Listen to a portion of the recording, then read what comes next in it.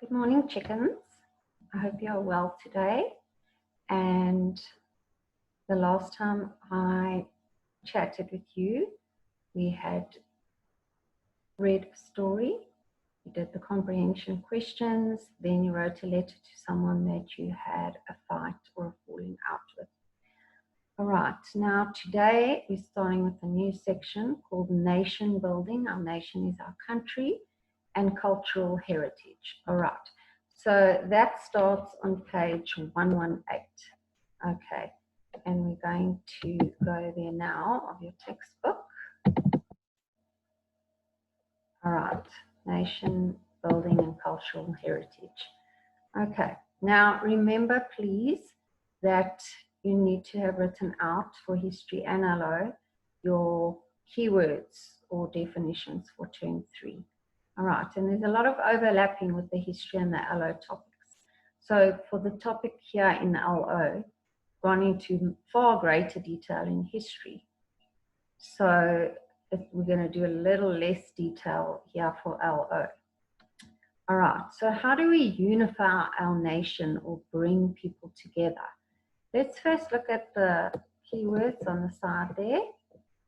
Okay, democracy, a system of government where all people in the country are allowed to choose representatives or to choose, as we learned in history, members of parliament and who is going to govern the country and what political party you would like to see in power and so on. Nation is a group of people who share a history and identity and live in the same country. Reconciling, some people say reconciling. Reconciling is helping people who have quarreled to become friends again.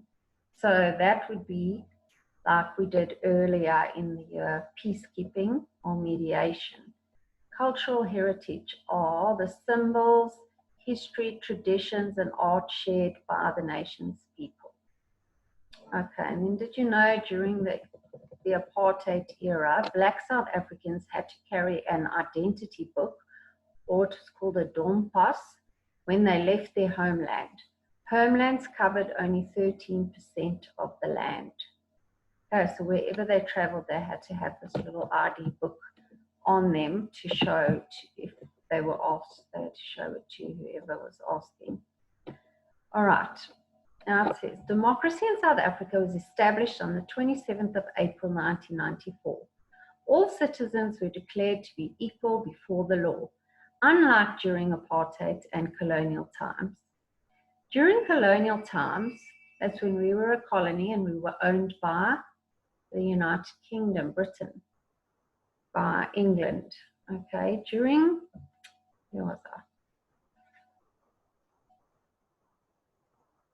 Let me just clarify that. So United Kingdom is Britain, which is England, Scotland, and Wales, and Ireland altogether. Okay, but we were owned by the British. All right, so the arrival of democracy did not instantly create harmony, where people used to live separately and people who weren't white were not allowed to, remembering all this from our history, were not allowed to live where they wanted to, study where they wanted to, work where they wanted to. Okay, the country's first president, Nelson Mandela, made a great effort to build the nation by embracing and reconciling all races. Many South Africans are continuing that work today. All right, then this activity you're going to do in your book. So your heading is Nation Building and Cultural Heritage, subheading Activity 17.1, page 118. Okay, and it says discussing groups, but you're just going to write your answers down. 1A, what do you know about Nelson Mandela? B, how did Mandela change the story of our country? C, what is it about him that made the people love him so much as a leader? And D, if you could meet him and ask him one question, what would it be? Right, the South African nation has many different languages and many different customs and a history that involved a lot of pain and suffering. Our cultural heritage plays a big part in unifying the nation or bringing people together. We need to know our nation's history and be proud of all the rich traditions and art from all its people. The national anthem and national symbols help to remind us of some of these. Okay, our national anthem. Now, as I said, the anthem, the flag, and the coat of arms, we are doing in detail in history. So we're just going to brush up on a couple of things here. So the national anthem, Nkosi Sikelel' Afrika, which means God bless Africa, originally was in Zulu, Xhosa, and Sotho. Shall I say Xhosa and Sotho. It was written by Enoch Sontonga in 1897. Okay, but in 1994, the Afrikaans verse taken from Die Stem, the anthem used during apartheid, and an English verse written by Jean Rudolph, which was, we used to call it the Call of South Africa, Die Stem, that was the original national anthem. They put all three together, all right? The lyrics for Die Stem were written by C.J. Langenhoven, and the music was by Martinus de Villiers. And then it was the same tune, but with English words and with Afrikaans words, all right? And then it was added to Nkosi Sikelel' Afrika, so there were different parts, all right? Well, there are different parts. Okay, so I want you to answer in your book, activity 17.3, question 1A and B. How does the anthem help to unify the nation or country? And B, why do you think they included part of Die Stem in our anthem? All right. Then the flag, also doing that in detail in history. The central design of our national flag, starting at the flag post, is of a V that flows into a single horizontal band to the outer edge of the flag. The colors and design represent the union of different communities and cultures moving forward together. And we're drawing that and labeling that in our history book.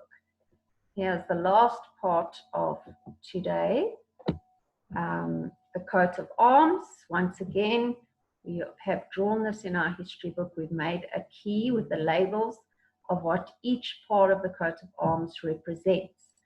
Okay, it says here, a coat of arms is a special symbol of a country or a family. All right, then the rest of the paragraph talks about each symbol or part of the coat of arms and what it represents. And I'm not going to repeat that because we've done it in history and we're doing it there. And the last point is the coat of arms is used on all government documents and letters, and it is displayed on public buildings. All right, so what are we doing in our workbooks? We are doing activity 17.1 and activity 17.31A and B. All right, with your date, heading, your subheadings, and page numbers. And then don't forget to finish your definitions. So your term 3 definitions for the whole of term 3 LO and your definitions in your history book for your whole of term 3 of history. Okay, and that is that.